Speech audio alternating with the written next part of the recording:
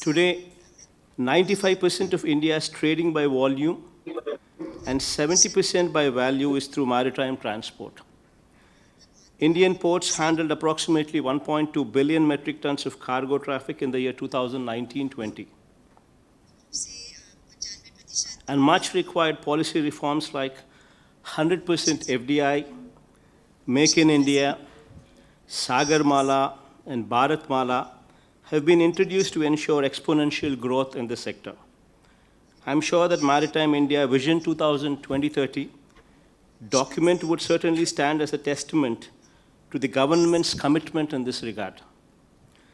Sir, I believe that the importance of blue economy in a nation's growth story extends much beyond the maritime trade and the export-import statistics.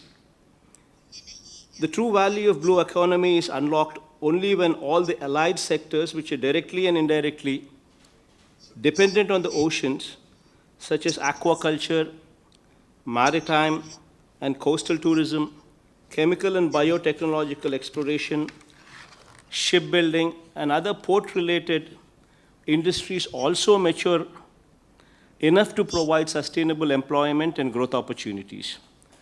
The draft of the first ever national fishing policy released by the Government of India in September 2020 is an example of several such solid steps taken in this direction. Honorable Prime Minister, Sir, drawing inspiration from your focused agenda to take India's maritime economy to the next level, Andhra Pradesh state government has taken up a lot of transformative steps to leverage its coastal line of 974 kilometers, which is the second longest in India and the longest on the eastern coast of the country, sir.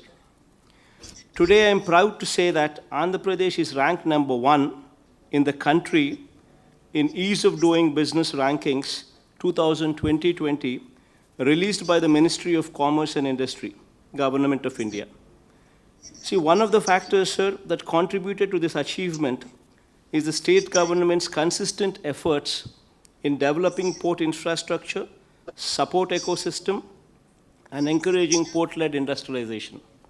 Andhra Pradesh has one major port in Visakhapatnam, sir, 5 functional state ports, and 10 other notified state ports with world-class facilities that handle more than 170 million tons of cargo per annum, second only to Gujarat. Andhra Pradesh state shares 4% of the total Indian exports, and we aim to reach 10% share by 2020-30, sir. In recent times, several industrial nodes have come up in the state with ports as the focal point for development to further unlock the potential offered by the long coastline of AP.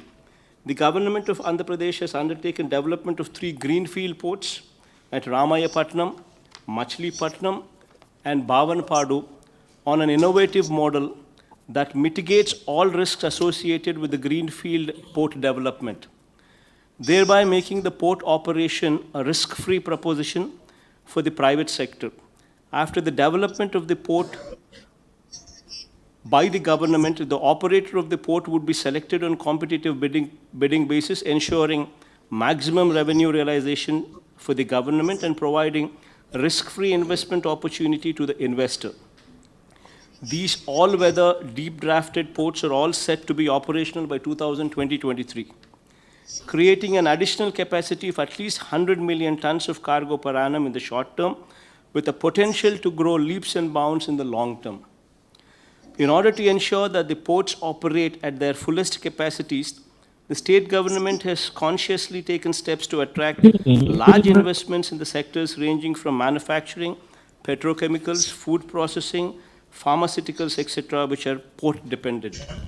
The state government, with the support of the Government of India, while promoting skilling by establishing an aqua university, has also undertaken the development of 8 fishing harbors, establishment of testing labs and cold chain facilities to provide better ecosystem for the aquaculture, thereby increasing the share of aqua-related cargo from the ports.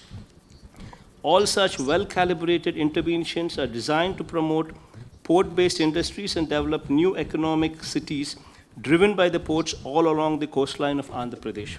Lastly, sir, I would like to extend my invitation to the representatives from various companies from India and abroad attending this summit through the Government of India to invest in Andhra Pradesh, and I assure you the best environment for your operations and the fullest support in making your endeavor a successful one. Thank you, sir.